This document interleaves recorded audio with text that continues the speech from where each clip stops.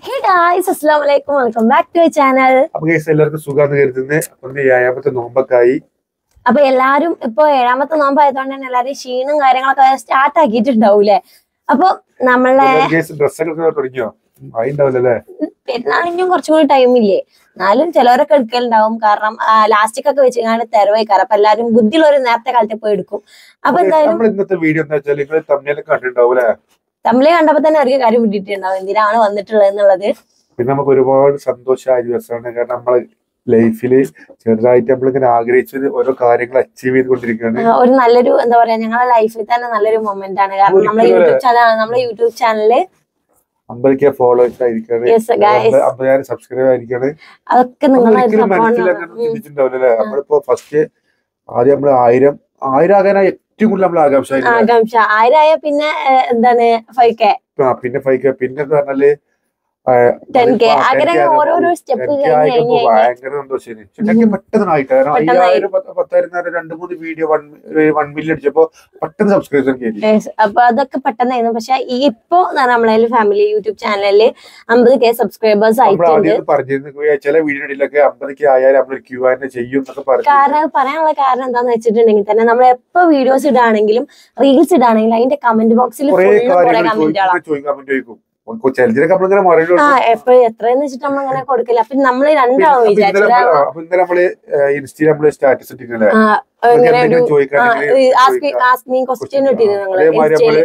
യൂട്യൂബിൽ കമ്മ്യൂണിറ്റി പോസ്റ്റിലും അതേമാതിരി നമ്മള് ഇങ്ങനെ കൊടുത്തിരുന്നു. നമ്മളിങ്ങനെ ഒരു Q&A ചെയ്യുന്നുണ്ട്, നിങ്ങൾക്ക് എന്തെങ്കിലും ചോദിക്കാൻ കൊണ്ട് ചോദിക്കാറാണ്. ഒരുപാട് ക്വസ്റ്റ്യൻസ് വന്നിട്ടുണ്ട്. നമ്മൾ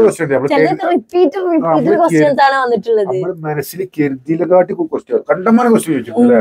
പിന്നെ ചിലതൊക്കെ അതേമാതിരി റിപ്പീറ്റ് ക്വസ്റ്റ്യനുകൾ കൂടുതലുണ്ട്. എന്നാലും ഭയങ്കര സന്തോഷം. കാരണം നിങ്ങൾക്ക് ഞങ്ങളെ പറ്റി അറിയാൻ ആഗ്രഹം ഉണ്ടെന്ന് അതിന്റെ സന്തോഷം കൂടി ഉണ്ട്. അപ്പൊ എന്തായാലും ഇന്നത്തെ വീഡിയോ നിങ്ങൾ ഓരോ ചോദ്യത്തിനും നമുക്ക് ഇഷ്ടപ്പെട്ട കുറെ ചോദ്യങ്ങൾ ഉണ്ട്. കുറെ ഇൻട്രസ്റ്റ് ആയ ചോദ്യങ്ങളൊക്കെ ചോദിച്ചിട്ടുണ്ട്. അപ്പൊ അതിനൊക്കെ നമ്മൾ വിചാരിച്ചു ഇനിയിപ്പോ അതിനൊക്കെ ആൻസർ തരാനായിട്ട് പോവാണ്. അപ്പൊ എന്തായാലും നമുക്ക് എന്താ വീഡിയോയിലോട്ട് പോവാട്ടോ ഗൈസ്. അപ്പൊ ഗൈസ് നമ്മളെ ഫസ്റ്റത്തെ ക്വസ്റ്റ്യൻ എന്താന്നുണ്ടെങ്കിൽ ബാബു ആണ് ക്വസ്റ്റ്യൻസ് ഒക്കെ വായിക്കുന്നത് കേട്ടാ. അപ്പൊ ബാബു ഫസ്റ്റത്തെ ക്വസ്റ്റ്യൻ എന്താ? രണ്ടാളുടെയും റിയൽ നെയിം എന്താ? അപ്പൊ നമ്മളെ രണ്ടാളെയും ശരിക്കത്തെ പേരെന്താണെന്നാണ് ചോദിച്ചിട്ടുള്ളത്. അപ്പൊ എന്റെ പേര് ഫസ്റ്റ് അറിയാം. എന്റെ പേര് ദിൽറുബ സലീം എന്നാണ് എന്റെ റിയൽ ആയിട്ടുള്ള നെയിം. പിന്നെ ദിലു എന്നാണ് വീട്ടിൽ വിളിക്കാറുള്ളത്. അപ്പൊ ഇപ്പൊ കൂടുതലും പേരും ദിൽറുബ എന്ന് മാത്രമേ അറിയാം. സലീം എന്റെ മുഴുവനായിട്ടുള്ള പേരാണ്, എന്റെ ഇപ്പാന്റെ പേരാണത്. എന്റെ പേര് സുനീർ ബാബു.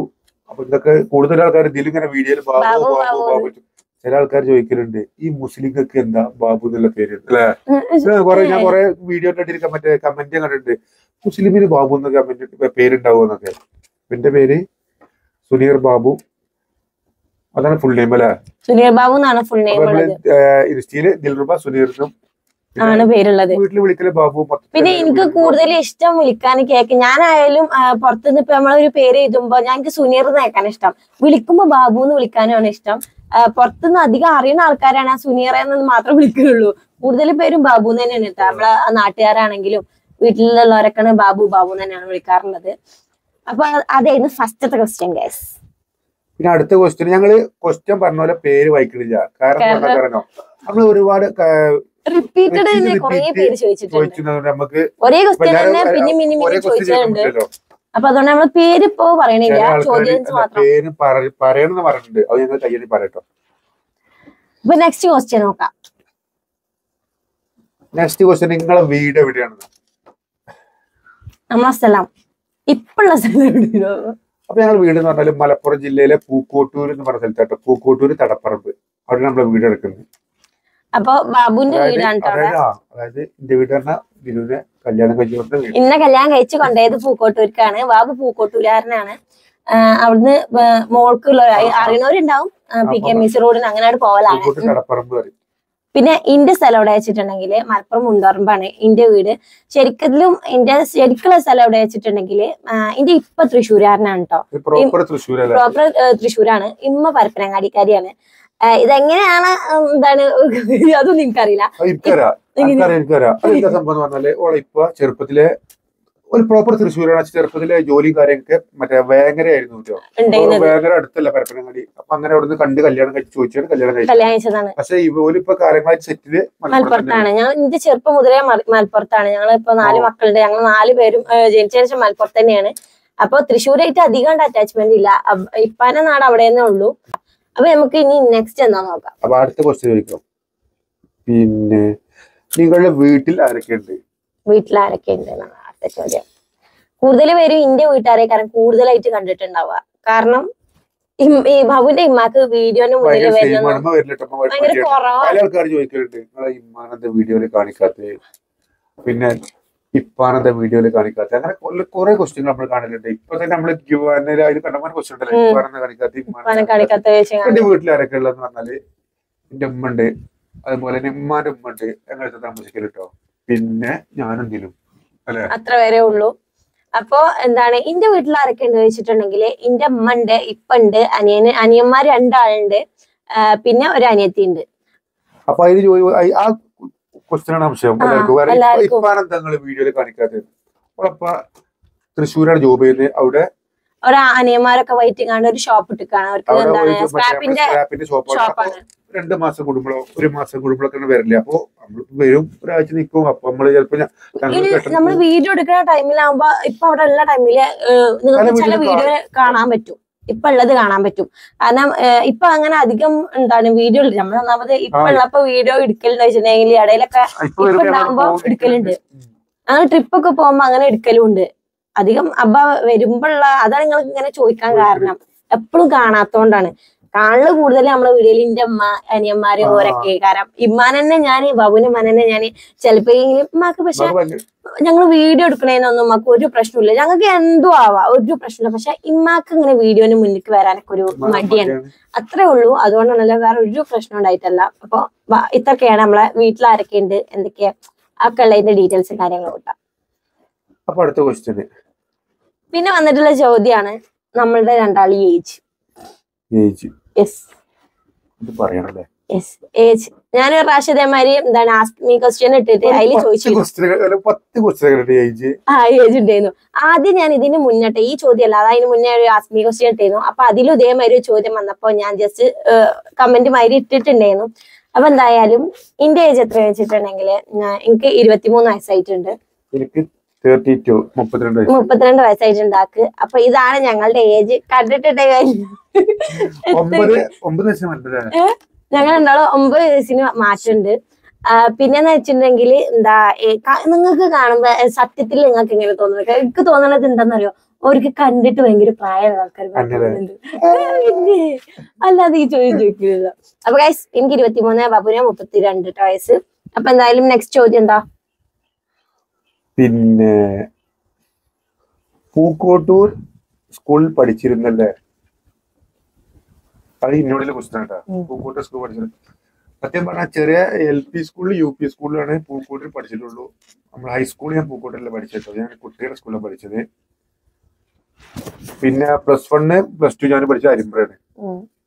പൂക്കോട്ടൊക്കെ തന്നെ ബേസ് ആയിട്ടുള്ള സ്ഥലങ്ങളൊക്കെ നമ്മൾ അറിയുന്ന ആരെങ്കിലും ഷഹബാസ് ആണ് ചോദിക്കുന്നത്. അറിയുന്ന ആരെങ്കിലും കാരണം പൂക്കോട്ടൂർ എന്ന് പറഞ്ഞാൽ നമ്മളെ നാട് പൂക്കോട്ടൂരാണ്. പഠിച്ചത് ഞാൻ കൊണ്ടോട്ടി കൊട്ടുകാര സ്കൂളിലാണ്. 8 മുതൽ 10 വരെ പഠിച്ചത്. പിന്നെ +1 +2 പഠിച്ചത് അരിമ്പ്ര സ്കൂളിലാണ്. ലൈഫിൽ ഏറ്റവും നല്ല എൻജോയ് ചെയ്ത സ്കൂൾ എന്ന് പറഞ്ഞാലും അരിമ്പ്ര സ്കൂൾ. അത് മറക്കാൻ പറ്റുന്ന ലൈഫായിരുന്നു. ഭയങ്കര ഒരു എന്താ പറയാ, നാടും പ്രദേശവും പിന്നെ ആ സ്കൂളും അതൊരു വേറൊരു നമ്മൾ ഒരിക്കലും മറക്കാൻ പറ്റാത്തൊരു ലൈഫ് തന്നെയാണ്. ചോദിച്ചിട്ടില്ല പഠിച്ചു പറഞ്ഞു ഒരു ക്വസ്റ്റ്യൻ കണ്ടിന്യൂ അവിടെ കാണുന്നില്ല. ഈ ഗേൾസിലെ പഠിച്ചിട്ടുണ്ട്. ഗേൾസിൽ പഠിച്ചു വെച്ചിട്ടുണ്ടെങ്കിൽ ഞാൻ എന്റെ 10 ഗേൾസിൽ പഠിച്ചിരുന്നത്. 9 അല്ല 10 മാത്രമാണ് ഗേൾസിൽ പഠിച്ചിട്ടുള്ളത്. ബാക്കി എന്റെ എന്താണ് സ്റ്റഡീസ് ഒക്കെ എങ്ങനെ പറയാ 8, 9 ഞാൻ തൃശ്ശൂരാണ് പഠിച്ചിരുന്നത്. അവിടെ ഇപ്പാന്റെ നാട്ടിലാണ് പഠിച്ചിട്ടുണ്ടായിരുന്നത്. പിന്നെ +1 +2 10th ആണ് മലപ്പുറത്ത് പഠിച്ചിട്ടുണ്ടായിരുന്നത്. ഞാൻ പിന്നെ 10ാം ക്ലാസ് പഠിച്ചത് ഞാൻ ഗേൾസിലാണ്. ഗേൾസ് കോട്ടപ്പടി ഗേൾസ് ഹൈസ്കൂളാണ് പഠിച്ചത്. Kottappady sorry Kottappady girls. അത് മാറിപ്പോയതാണ്. +1 +2 ക്രസന്റില് ഇന്ന അവിടെ കൊണ്ടുപോയിട്ടാണ് സത്യമായിട്ട് ഈ ഇരിക്കണം മുതല് ഇന്ന അവിടെ കൊണ്ടുപോയിട്ടതാണ്. ഗേൾസ് സ്കൂളിലാണ് കുന്നമല്ല മലപ്പുറം കുന്നമല്ല ക്രസന്റ് സ്കൂളിലാണ് ഞാൻ പഠിച്ചത് +1 +2. ഓരോട് ഞാൻ പറഞ്ഞ മറ്റേ നമ്മളെ നാട്ടിലെ അത്താണിക്കൽ സ്കൂളിൽ മറ്റേ നമ്മളെ MIC അത്താണിക്കല് ഞാനവിടെ അഡ്മിഷൻ റെഡി ആക്കി കൊടുത്തപ്പോ അന്ന് പറഞ്ഞു ലോങ് പോരാണ്ട് അങ്ങോട്ട് പറഞ്ഞു എവിടെ ലോങ് അവളപ്പ പറഞ്ഞു ലോങ് പോരാണ്ട് അങ്ങനെ ഒഴിവായി. ലാസ്റ്റ് മാണെന്ന് മനസ്സിൽ വന്നപ്പോത്തിന് അവിടുത്തെ അഡ്മിഷൻ കഴിഞ്ഞു. അയ്യോ അത് മാത്രമൊന്നുമല്ല ഞാൻ പറയാന്നുള്ള അതൊന്നല്ല വേറുണ്ട് നമുക്ക് വഴി അതിന്റെ കാര്യങ്ങളൊക്കെ ഞാൻ പറഞ്ഞുതരാം. മാരേജ് കഴിഞ്ഞിട്ട് എത്ര കൊല്ലമായി? നമ്മളെ മാരേജ് കഴിഞ്ഞിട്ട് എത്ര കൊല്ലായി എന്നാണ് അടുത്ത ചോദ്യം വന്നിട്ടുള്ളത്. 4 കൊല്ലവും. അതായത് 2019 ഡിസംബർ 1 ഞങ്ങൾ മാരേജ്. കറക്റ്റ് ഡേറ്റ് പറയാം. നിക്കാഹ് പറയണെങ്കിൽ ഡിസംബർ മുന്നത്തെ മാസം നവംബർ 28-ാം തീയതി. കറക്റ്റ് ഡീറ്റെയിൽസ് എനിക്കറിയാം. സാധാരണ 2018 ഫെബ്രുവരിയിലാണ് ഞങ്ങളെ എൻഗേജ്മെന്റ്. കറക്റ്റ് ഒക്കെ കറക്റ്റ് അറിയാം. കാരണം എല്ലാ എന്താ പറയാ കപ്പിൾസിന്റെ ഇടയിലും പെണ്ണുങ്ങൾക്ക് കല്യാണം കഴിഞ്ഞ ഡേറ്റ് മുട്ടാടുക്കൽ കഴിഞ്ഞ ഡേറ്റ് ഒക്കെ ഓർമ്മ ഉണ്ടാവാ. എനിക്ക് കല്യാണം കഴിഞ്ഞാൽ അറിയാം, ആളെ ബർത്ത്ഡേ അറിയാം, എൻഗേജ്മെന്റിന് സത്യം പറയുകയാണെങ്കിൽ എനിക്കറിയില്ല. പക്ഷെ ആളോട് ചോദിച്ചാൽ ആൾക്ക് കറക്റ്റ് അറിയാം. ഇന്ന ടൈമിൽ ഇന്നതാണ് ഇവിടെ നടന്നത്. ആള് നന്നായിട്ട് എടുത്തു പറയും. അത് എന്തായാലും നമ്മളെ കല്യാണം കഴിഞ്ഞിട്ട് 4 കൊല്ലം കറക്റ്റ് ആയി. അവനാനായിട്ട് വാങ്ങിച്ചാണ്, വേറൊന്നല്ല. ഞാൻ പറയും അവനാനായിട്ട് തെരഞ്ഞെടുത്തതാണ്, ഞാനായിട്ട് എവിടേക്കും ചെന്നിട്ടില്ല. അപ്പൊ എന്തായാലും അപ്പൊ കഥയാണ്. പിന്നെന്താ, പിന്നെ അടുത്ത ക്വസ്റ്റ്യൻ ആണ്, നിങ്ങളുടെ ഹാപ്പി ആയിട്ടുള്ള ജീവിത രഹസ്യം എന്താ? ഞാൻ നിങ്ങളുടെ ബിഗ് ഫാൻ ആണ്. I mean both of you. Sarun SJ. ഒന്ന് ക്ലിയർ ആയിട്ട് ആ ചോദ്യം പറഞ്ഞിട്ടാവോ? ക്ലിയർ ആയിട്ട് പറഞ്ഞാല് നമ്മളെ ദാമ്പത്യ ജീവിതത്തിൽ ഇത്ര ഹാപ്പി ആയിട്ട് എങ്ങനെയാണ് പോണത്? അങ്ങനെ പറഞ്ഞാണെങ്കിൽ നമ്മൾ രണ്ടാളും അങ്ങോട്ടും ഇങ്ങോട്ടും കണ്ട് മനസ്സിലാക്കാൻ ശ്രമിക്കല്ലേ. ഞങ്ങൾ രണ്ടാളെ ഇടയിലും ഇല്ല യാതൊരു തരത്തിലുള്ള എന്താ പറയാ ഈഗോ പ്രശ്നങ്ങളോ കാര്യങ്ങളോ ഇല്ല. പിന്നെ ആൾക്ക് ആളെ മൈൻഡ്, എനിക്ക് എന്റെ മൈൻഡ്, അങ്ങനത്തെ ഒരു രീതിയിൽ പോവാം. ഞങ്ങൾ അങ്ങനെയാണ്. ഞങ്ങളുടെ ഇടയില് അങ്ങനെ ഒളിയും പറയും കാര്യങ്ങളൊന്നും ഇല്ല. നമ്മള് നേരിട്ട് കാര്യങ്ങൾ പറയുമ്പോൾ വീട്ടുകാരായാലും അങ്ങനെ തന്നെ. നമ്മള് നേരിട്ട് കാര്യങ്ങൾ പറയുമ്പോ നമ്മളെ ഇടയിൽ പിന്നെ യാതൊരു പ്രശ്നങ്ങളും ഉണ്ടാവാനുള്ള ചാൻസ് ഇല്ല അവിടെ. അതിപ്പോ എനിക്ക് എന്തെങ്കിലും ഒരു കാര്യം മറച്ചു വെക്കുമ്പോഴാണ് അവിടെ എന്തെങ്കിലും പ്രശ്നം കാര്യങ്ങൾ വരിക. എനിക്ക് അങ്ങനെ മറച്ചേക്കാനുള്ള ഇല്ല, ആർക്കും അങ്ങനെ ഇല്ല. ആളായാലും ഞാനായാലും ഞങ്ങളെ കാര്യങ്ങൾ മുഖത്ത് നോക്കി പറയും. അതുകൊണ്ടാണ് ഞങ്ങളുടെ ഇടയിൽ അധികം തല്ലിയാത്ത. പിന്നെയും തല്ലുണ്ടാവില്ല. എങ്ങനെയാ വെച്ചിട്ടുണ്ടെങ്കിൽ ഞാനായിട്ട് വല്ല കുയിന്ത് പിടിച്ചിക്കോളാണ്. തല്ലും കച്ചയില്ലാത്ത ജീവിതം. തല്ലുണ്ടായിക്കാണ്ട് കുറച്ച് പ്രശ്നങ്ങൾ ഉണ്ടായിട്ട് ഒന്നും കൂടി സ്നേഹം കൂടാ. അത് എല്ലാവർക്കും ഫീൽ ചെയ്തിട്ടുണ്ടാവും. നമ്മൾ തല്ലുണ്ടാക്കിങ്ങാണ്ട് പെട്ടെന്ന് ആ മിണ്ടുന്ന ആ ടൈമിൽ ഉണ്ടാവണം ആ ഒരു സുഖമല്ലോ വേറെ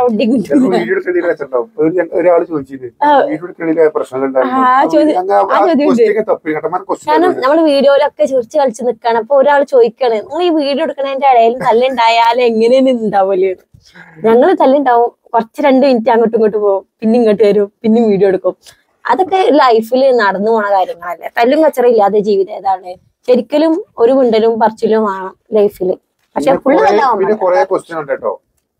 കാക്കിന് എന്താ പരിപാടി? ഫുൾ ഫ്രീ ആണല്ലോ, അതായത് എന്താ ജോലി? അങ്ങനെ കുറെ ക്വസ്റ്റ്യൻ ഉണ്ട് കേട്ടോ. എന്താണ് ജോബ്? എപ്പോഴും ഫ്രീ ആണല്ലോ. ഷാഫ് അന്നേര പേരാണ് കഴിച്ചത്. പേരൊന്നും വായിച്ചാൽ കിട്ടില്ല. സോറി കേട്ടോ, ഷഫീഖ് ബിൻ മുഹമ്മദ് ആണ്. കാരണം രണ്ട് സ്പേസ് ആയിട്ട് വന്നപ്പോഴാണ് ഞാനിങ്ങനെ പേര് മാറി. അപ്പൊ എന്താ ജോലി വെച്ച് പറഞ്ഞാല്, ഇപ്പൊ നമ്മളെ ജോലി പറഞ്ഞാല് വണ്ടി റെന്റ്, അതേമാതിരി വണ്ടി കച്ചവടം പറഞ്ഞ കാര്യങ്ങളാണ്. അതാണ് നമ്മളെപ്പോഴും വീഡിയോയിൽ വരുന്നത്.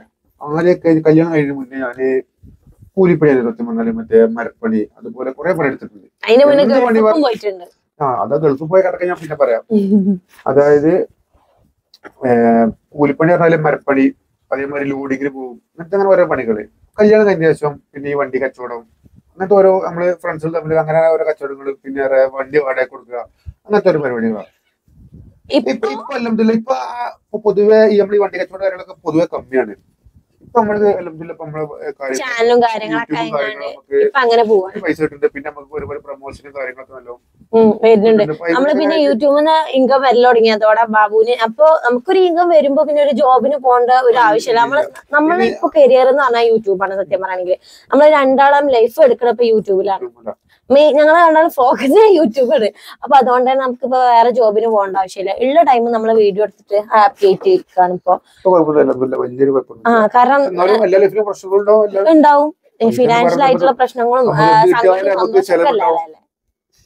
അപ്പൊ അങ്ങനെയൊക്കെ ആയിട്ടാണ് പോണത്. ജോബ് ഇപ്പൊ ക്ലിയർ ആയിട്ട് പറയാം. ഇപ്പൊ ബാബു ജോബ് എന്ന് വെച്ചിട്ട് പോണില്ല.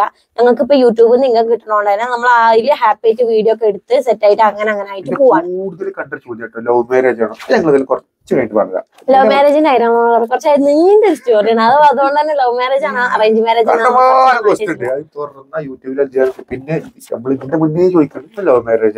അല്ല നമ്മള് റീൽസോ വീഡിയോ ചെയ്യുമ്പോ അതിന്റെ കയ്യിൽ നിങ്ങൾ ലവ് മാരേജ് ആണോ അല്ലെങ്കിൽ അറേഞ്ച് മാരേജ് ആണോ? ഇത് ബാബു ചെലപ്പിങ്ങാണ് അതിന്റെ അടിയിലൊക്കെ ചിരിച്ചെടുക്കും, ഇങ്ങനെ ചിരിച്ചെടുക്കും. നിങ്ങളുടെ ക്വാളിഫിക്കേഷൻ എന്താണ്? അങ്ങനൊക്കെ ചോദിച്ചാ എന്താ പറയാ? ക്വാളിഫിക്കേഷൻ സത്യം പറയണേ ഞമ്മക്ക് രണ്ടാക്കും അങ്ങനെ +2 വരെയുള്ള ക്വാളിഫിക്കേഷൻ ഞങ്ങൾക്ക് രണ്ടാക്കുള്ളൂ. +2 ഞാന് മറ്റേ പറഞ്ഞാല് സൈഡ് തോറ്റു. ഞങ്ങൾ അന്നത്തെ ഞാൻ പറഞ്ഞല്ലോ, ഞാൻ പഠിച്ച +2 പഠിച്ച അരിമ്പ്ര സ്കൂളിലാണ്. അന്ന് ഫുള്ള് എൻജോയ് ചെയ്യുന്നു. ഞാനെന്റെ സ്കൂൾ ടീമിൽ കളിക്കാനും കാര്യങ്ങളൊക്കെ ഉണ്ടായിരുന്നു. പിന്നെ +2 ടീച്ചർമാര് പറയുന്നു പഠിച്ചോളി പഠിച്ചാൽ മതിയായിരുന്നു. എന്താ പറയാ, നല്ല അടിപൊളി മാഷന്മാർ ടീച്ചർമാരായിരുന്നു നമ്മളെ. അതുകൊണ്ട് നമ്മള് അന്ന് പഠിക്കാനും ശ്രമിച്ചില്ല. ഇപ്പൊ ഇല്ല, ഇപ്പൊ എക്സാം നടക്കാൻ തോന്നുന്നുണ്ട്. ഇപ്പൊ ഇപ്പൊ പറയണം മര്യാദക്ക് പഠിച്ചുകൊണ്ട് ഒരു ഇതാകാൻ നോക്കിയ അടിപൊളിയാണ്. പക്ഷെ നമ്മളെ സാഹചര്യത്തിന്റെ സമ്മർദ്ദം മൂലം എന്റെ 18ാം വയസ്സിൽ ഞാൻ ദുബായിക്ക് പോയി.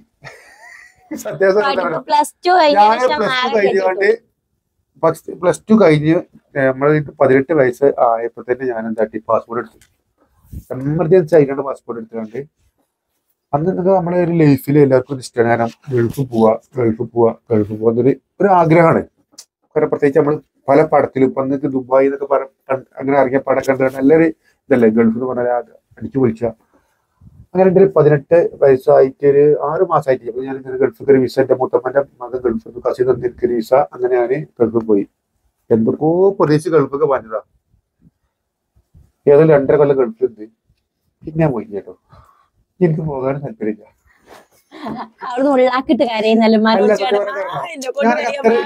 അത്ര ഹാപ്പി ആയിരുന്നു. കാരണം പറഞ്ഞാല് ഒരു പ്രശ്നങ്ങളൊന്നും ഇല്ല. കാരണം ഞാൻ നല്ല അങ്ങനെ പണിക്ക് പോകും, കൂലിപ്പണിക്ക് പോകും, അങ്ങനെ സ്കൂളിൽ പോയി അടിച്ചു പൊളിക്കും. പിന്നെ ഗൾഫിലൊക്കെ പറഞ്ഞാല് ഭയങ്കര ടാസ്കാ. നമ്മള് പ്രവാസികളൊക്കെ എന്ന് പറഞ്ഞാല് എല്ലാവരും അത്രക്ക് നമ്മള് കൂട്ട് പുജിക്കണം. കാരണം പറഞ്ഞാല് ഇവിടുന്ന് നമ്മൾ ചില ആൾക്കാരുണ്ട്. കാരണം നമ്മൾ ഒരുപാട് കണ്ടിട്ട്. കാരണം എന്ത് വന്നാലും ഇവിടെ ഒരു നാട്ടിലൊരു പിരിവ് വന്നാല്, ഒരു കളി വന്നാല്, എന്ത് വന്നാലും നമ്മൾ ഫസ്റ്റ് ഗൾഫ് വിളിക്കാം. ഞങ്ങളെ വകത്ര ഞങ്ങളെത്ര തരുന്നത്. അവിടുത്തെ അവസ്ഥ എന്ന് പറഞ്ഞാൽ ഭയങ്കര പരിതാപകരം. കാരണം മര്യാദക്ക് അവിടുന്ന് പറഞ്ഞാല് ചിലപ്പോൾ ഭക്ഷണമൊക്കെ ടൈം ഉണ്ടാവില്ല. പറഞ്ഞാൽ ഇപ്പൊ കാലാവസ്ഥ വെയിലാണെങ്കിൽ പെരും വെയില്, തണുപ്പാണെങ്കിൽ പെരും തണുപ്പ്. ഇത്ര റിസ്ക് എടുത്ത്. കാരണം എന്തിപ്പോ ഒരു നാട്ടിലൊരു കല്യാണെങ്കിൽ ഗൾഫാരെ കുറച്ച് എടുക്കാൻ പറ്റില്ല. എന്ത് സംഭവം ഉണ്ടെങ്കിലും ഗൾഫാർക്ക് ഒരു പകുതി കൂടുതലൊക്കെ ചിലപ്പോൾ കഴിക്കുകയാണെങ്കിൽ ഒക്കെ അഡ്ജസ്റ്റ് ചെയ്ത് ഇങ്ങനെ പോവാണ്. കാരണം പിന്നെന്ന് പറയുന്നുണ്ടെങ്കിൽ ചിലവരുണ്ടാവും എന്താണ് നാട്ടിലത്തെ കാര്യങ്ങളൊക്കെ കേൾക്കാനായിട്ട് നിൽക്കുന്ന ആൾക്കാരും ശരിക്കും ആൾക്കാര് പ്രവാസികൾ അത്ര അടിപൊളിയാണ്. നാട്ടിലത്തെ കാര്യം ചിലവരൊന്നും മൈൻഡ് ചെയ്യില്ല. വരുന്ന ടൈമിലേക്ക് 21ാം വയസ്സിൽ ഞാന് അങ്ങനെ പിന്നെ വന്നിട്ട് പിന്നെ എനിക്ക് പോയിട്ടില്ല ഞാന്. പിന്നെ അങ്ങനെ ആയിട്ട് പിന്നെ നാട്ടിൽ ഓരോ പരിപാടി ഇറങ്ങിക്കാണ്ട് പിന്നെ പോയില്ല. പിന്നെ വണ്ടി കച്ചവടം അത് ഇത് ഇറങ്ങാണ്ട് പിന്നെ ഇങ്ങനെ നാട്ടിൽ തന്നെ കൂടി. ഇപ്പൊ ഇങ്ങനെ കസിനൊക്കെ വിളിക്കുന്നുണ്ട്. ഒരു കസിന്റെ സൗദിയില് കുറെ പറഞ്ഞിട്ടുണ്ട്. പിന്നെ ഇപ്പോ പോയിട്ടില്ല.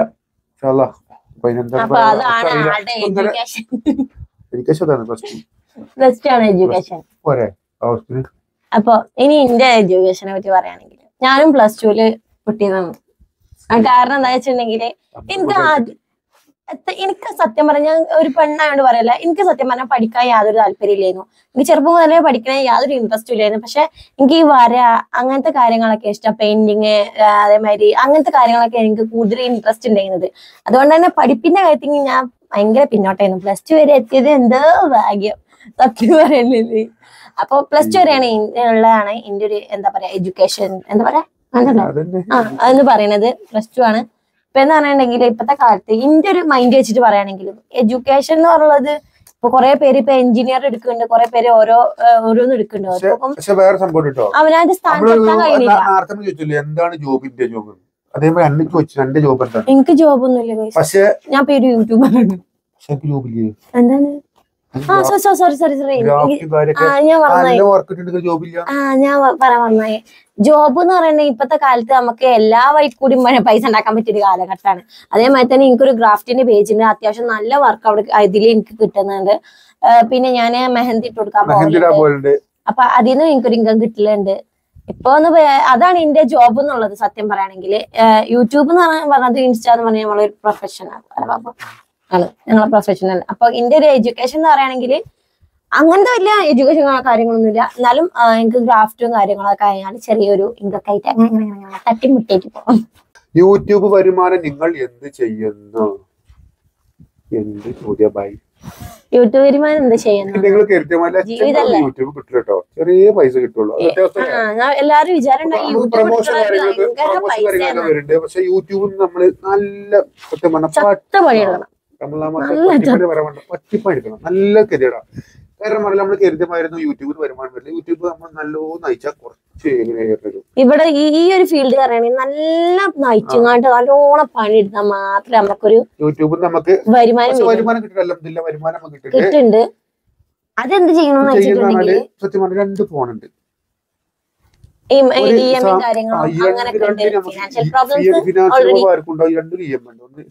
ദിലുവിന്റെ എത്തുള്ളത് സാംസങ് S23 ആണ്. ഈ ഫോൺ ഇപ്പൊ ഞങ്ങള് വീഡിയോ എടുക്കുന്നത് S24 Ultra ആണ്. അതിന് 2 EMI ഉണ്ട്. പിന്നെ നമ്മള് വീട്ടിലെ ചെലവ് കാര്യങ്ങള് പിന്നെ അങ്ങനത്തെ പിന്നെ ഈ വീഡിയോ എടുക്കാനോ പോയി നമ്മള് ചിലപ്പോ ഔട്ടിങ് പുറത്തൊക്കെ പോവലുണ്ട്. നമുക്ക് അങ്ങനെയും കാര്യങ്ങളൊക്കെ അയങ്ങാണ്ട് ഇങ്ങനെ ചെലവ്. അപ്പൊ ഫിനാൻഷ്യൽ ആയിട്ടുള്ള കാര്യങ്ങളൊക്കെ അങ്ങനെ അങ്ങോട്ട് പോകും. യൂട്യൂബിൽ നിന്ന് കിട്ടുന്ന കാര്യങ്ങളായാലും അതാണ് ഞങ്ങളുടെ ഫിനാൻഷ്യൽ ആയിട്ടുള്ള യൂട്യൂബിൽ നിന്ന് കിട്ടുന്ന കാര്യങ്ങൾ. അപ്പൊ അത് പിന്നുള്ളൊരു ചോദ്യം എന്താന്ന് വെച്ചിട്ടുണ്ടെങ്കിൽ നമുക്ക് കുട്ടികളുണ്ടോ എന്നതാണ് ഒരു ചോദ്യം. എത്ര കുട്ടികളുണ്ട് വീഡിയോ കാണിക്കാത്തത്? അതൊക്കെയാണ് ഓരോരുത്തരുടെ ചോദ്യം ഉള്ളത്. കുട്ടീന്റെ കാര്യം പറയുകയാണെങ്കിൽ കുട്ടികളൊന്നും ആയിട്ടില്ല. 4 വർഷമായി കുട്ടികളായിട്ടില്ല ഇത്രയും കാലമായിട്ട്. അപ്പൊ നല്ല തരുന്ന ടൈമില് നമ്മള് 2 കൈ നീട്ടി സ്വീകരിക്കും. അപ്പൊ നിങ്ങൾ എല്ലാവരും തോർക്ക. നമുക്ക് കുട്ടികള് ഇതുവരെ ഉണ്ടായിട്ടില്ല. അപ്പൊ അതുകൊണ്ട് തന്നെ കാണിക്കാത്ത ചിലവര് വിചാരം എന്താണെന്നറിയോ, കുട്ടികൾ ഉണ്ടായിട്ട് അവർക്ക് മടിയായിട്ടാണ് കുട്ടികളെ കാണിക്കാത്തന്ന്. അങ്ങനെയൊന്നല്ല. അതിന്റെ കുട്ടികൾ ഉണ്ടായിട്ട് മടി കാണിക്കേണ്ട ഒരു ആവശ്യമില്ല. കുട്ടികളായിരുന്നല്ലേ. അപ്പൊ നമ്മള് വീഡിയോ കാണിച്ചാലും ഞങ്ങൾ അങ്ങനത്തെ പ്രശ്നം ഞങ്ങൾക്കില്ല. അപ്പൊ നമ്മക്ക് മക്കളുണ്ട് അങ്ങനെ തോരക്ക. അപ്പൊ നിങ്ങൾ തോരക്ക. അപ്പൊ എന്തായാലും നമുക്ക് കുട്ടികളായിട്ടില്ല. അടുത്തത് ഷിഫാന അന്നോട് ചോദ്യം. എന്താണ്? താത്ത എങ്ങനെയാ ഇങ്ങനെ സുന്ദരിയായേ? അയ്യോ കുട്ടിയാണോ? കുട്ടിയൊന്നല്ല ഗൈസ്, അത് കുറച്ച് കുറവായിട്ടുള്ള ചോദ്യമല്ലേ ഗൈസ്. ഞാൻ എന്താ പറയാ, അതൊക്കെ പഠിച്ചോന്നല്ലേ ഗൈസ് അല്ലേ? മേക്കപ്പ് ഇടോ ചോദിച്ചാൽ ഞാൻ മേക്കപ്പ് ഇടലുണ്ട്, ഇല്ലായൊന്നുമില്ല. പക്ഷെ അത്ര വലിയ എനിക്ക് അങ്ങനെ മേക്കപ്പ് ഇടാനോ അത്ര വലിയ ഇതിലും അറിയൊന്നുമില്ല. ഞാൻ ചെറിയ എന്താ പറയാ ടച്ചും കാര്യങ്ങളൊക്കെ ചെയ്യുന്നുണ്ട്. ലിപ്സ്റ്റിക് ഇടുന്നുണ്ട്, കണ്ണെഴുതലുണ്ട്. പിന്നെ നാച്ചുറൽ ബ്യൂട്ടി ആണോ ചോദിച്ചാൽ ഞാൻ നാച്ചുറൽ ബ്യൂട്ടി ആണ് ഗൈസ്. നേരിട്ട് കാണുന്നവർക്ക് മനസ്സിലാവും. സത്യം അല്ലല്ല, ഇന്ന് നേരിട്ട് കാണുന്നവർക്ക് മനസ്സിലായി ഞാൻ ഭംഗിയുണ്ടോ ഇല്ല. നിങ്ങൾ ഇനി നേരിട്ട് കാണുമ്പോ നിങ്ങൾ തന്നെ പറയാം ഞാൻ ഭംഗിയുണ്ടോ ഇല്ലേന്ന്. അപ്പൊ നിങ്ങൾക്ക് മനസ്സിലാവും ഗൈസ്. ദിലുവിന്റെ വീട്ടുകാരെന്ത് ചെയ്യുന്നു? വീട്ടിലെന്താ ഉമ്മാക്ക് എന്താ ജോബ് എന്നൊക്കെ? എന്റെ അമ്മക്ക് ഉമ്മ മിംസില് ആണ് ഉമ്മാക്ക് വർക്ക് ഉള്ളത്. അധികം ആൾക്കാരും നമ്മളെ വീട്ടിൽ കണ്ടിട്ടുണ്ടാവില്ലേ? നമ്മളെ വീഡിയോയിൽ ഉമ്മയും എന്റെ ഫാമിലിനെ കൂടുതൽ കാണലുള്ളൂ. കാരണം നമ്മള് ട്രിപ്പ് ഒക്കെ പോവാണെങ്കിൽ നമ്മളെ ഫാമിലി ഫുള്ള് കട്ട സപ്പോർട്ടാണ്. ഇമ്മാന്റെ ഇതാണ് സ്പോൺസറാണ് ഈ ഒരു മൈക്ക.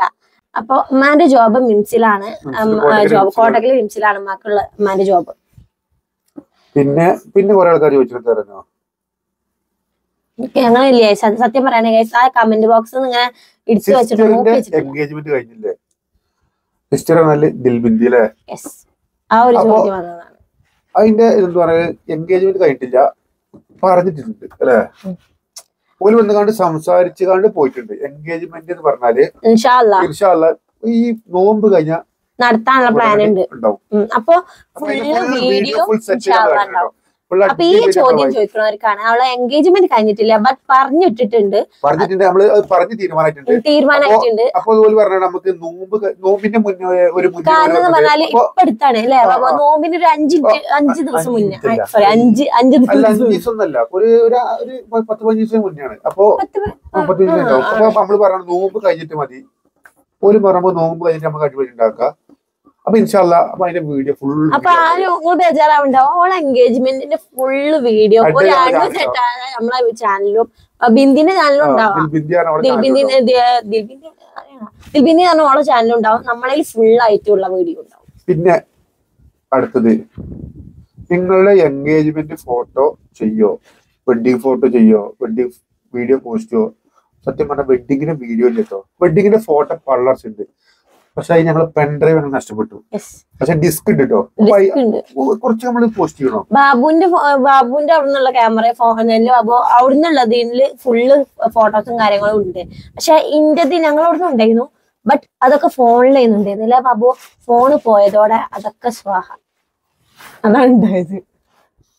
നല്ല നല്ല പിക്കുകൾ ഉണ്ടായിരുന്നു. എന്നാലും ഉള്ളതില് വെഡിങ് ഫോട്ടോയും എൻഗേജ്മെന്റിന്റെ ഫോട്ടോ ഒക്കെ കണ്ടെങ്കിൽ ചിരിക്കുവാണെങ്കിൽ അതില് ബാബു ഒരു നീർക്കോലിയായിട്ട് ഞാൻ മുതലായിട്ട്. കാരണം അന്നത്തെ ഇതിനൊന്നും അധികം ക്ലിയറുള്ള കാര്യങ്ങളുള്ള ഫോട്ടോസ് അത് ഞാൻ വേണമെങ്കിൽ സ്ക്രീനിൽ കൊടുക്കാട്ടോ. റഹ്മത്ത് റഹ്മ 28-29. നിങ്ങളുടെ വീട് സ്വന്തം വീടാണോ? നിങ്ങളുടെ വീട് എവിടെയാണ്? നിങ്ങൾക്ക് സ്വന്തമായിട്ട് വീടില്ലേ? അപ്പൊ അതിന്റെ ആൻസർ, അതായത് ഞങ്ങൾ ക്ലിയർ ആയിട്ടുണ്ടാവോ? അതായത് നിങ്ങൾക്ക് അതിന്റെ അർത്ഥം ചോദ്യം പറഞ്ഞാൽ നിങ്ങൾക്ക് സ്വന്തമായിട്ട് വീടുണ്ടോ എന്നാണ് അർത്ഥം. സിമ്പിളായിട്ട് പറയണെങ്കിൽ ഞങ്ങൾക്ക് സ്വന്തമായിട്ട് വീടുണ്ട്. ഞങ്ങൾ വീട് പറഞ്ഞല്ലോ പൂക്കോട്ടൂരാണ്, ഞങ്ങൾ താമസിക്കുന്ന സ്വന്തമായിട്ട് വീടാണ്. പിന്നെ ദിലുവിന്റെ വീട് റെന്റൽ ഹൗസ്. നാളെ ഹോം ടൂർ എടുത്തിരുന്നു ഞങ്ങൾ. റെന്റൽ ഹോം ആണ്. സ്ഥലം വാങ്ങിയിട്ടുണ്ട്. ഇപ്പൊ ഞങ്ങൾക്ക് ഒരു സ്ഥലം വാങ്ങിയിട്ട് നമ്മളെ വീടിന്റെ അടുത്ത് തന്നെയാണ് പൂക്കോട്ടൂര് 27 ഇപ്പൊ ഒരു സ്ഥലം വാങ്ങിയിട്ടുള്ളത്. സ്ഥലത്തിന്റെ ഇനി അവിടെ സ്ഥലം വീട് ഇങ്ങനെ ആയിട്ട് വന്നിട്ട് നമ്മള് വീട് തുടങ്ങണം. അപ്പൊ എല്ലാരും ദോരിക്ക റമദാൻ മാസമാണ്, നല്ലൊരു മാസമാണ്, നമുക്ക് വേണ്ടി ദോരിക്ക എത്രയും പെട്ടെന്ന് നമ്മള് ഇപ്പൊ സ്ഥലം എടുക്കാൻ അത്യാവശ്യം നല്ല പൈസ വേണ്ടില്ല. ഇപ്പൊ നാട്ടിൽ ഒരുപാട് നല്ല പൈസ ആണല്ലോ സ്ഥലം എടുക്കാൻ. അത്യാവശ്യം നല്ല എമൗണ്ട് ആയിട്ടുണ്ട്. ഒരു കൊച്ചു വീട് നമ്മൾ കേൾക്കണം, റെഡി ആവും, ഒക്കെ ശരിയാവും. നമ്മളിത് ഒക്കെ ഇങ്ങനെ കാലക്രമേണ ഒക്കെ ശരിയായി വരുന്ന വീട് ഇപ്പൊ അത്യാവശ്യം പെട്ടെന്ന് കയറും. അപ്പൊ എന്തായാലും ഇന്റത് റെന്റൽ ഹോം ആണെന്ന് വെച്ചിട്ടുണ്ടെങ്കിൽ ഇന്റെ വീട്ടുകാരത് അവിടുന്ന് ഉള്ളത്. ബാബുവിന്റെ വീട് സ്വന്തം വീടാണ്. അത് എപ്പോഴും ഇങ്ങനെ കണ്ടില്ല, ആ ഒരു സിറ്റ് ഔട്ട് ഉണ്ടല്ലോ, ആ സ്റ്റെപ്പ് ഇല്ലേ എപ്പോഴും റീൽ ചെയ്യുന്ന ആ സ്റ്റെപ്പ്, അതാണ് ബാബുവിന്റെ സ്വന്തം വീടാണ്. പിന്നെന്താ ദിലുവിന്റെ വെയിറ്റ് എത്ര, ഹൈറ്റ് എത്രയാണ്? ഇതൊക്കെ ചോദ്യമല്ല ഗൈസ്, എന്ത് ചോദ്യാണ്? എന്റെ വെയിറ്റ് ഹൈറ്റോ നോക്കിട്ട് ചേട്ടോ ചോദിക്കോ? നമുക്ക് പിന്നെ നോക്കാം. ലൂസിഫർ 1954 ചോദിച്ചാണ്, നിങ്ങളുടെ നാടിനെ വീടിനെ ഫാമിലി എല്ലാം ഉൾപ്പെടുത്തി വീഡിയോ ചെയ്യാമോ? ചെയ്യാൻ ആഗ്രഹമുണ്ട്. സിറ്റുവേഷൻ ഒത്തു വന്നിട്ടില്ല. ചെയ്യാം. നമുക്ക് ഒരു നാട്ടിലൊരു ഒരു കൊച്ചൊരു പൊഴി വിളിക്കണം. അതിനുള്ള പുതിയ ഞങ്ങൾക്ക് ആഗ്രഹങ്ങളുണ്ട്. അതിനുള്ള സിറ്റുവേഷൻ വന്നാല് ഞങ്ങൾ ഫുൾ ആയിട്ടുള്ള വീടിന്റെ ഒരു ഹോം ടൂറും ചുറ്റുപാടും ഒക്കെ ഉള്ള ഒരു വീഡിയോ ഇടുന്നേക്കാരട്ടോ. അടുത്തതായിട്ട് എന്താ ബാബു?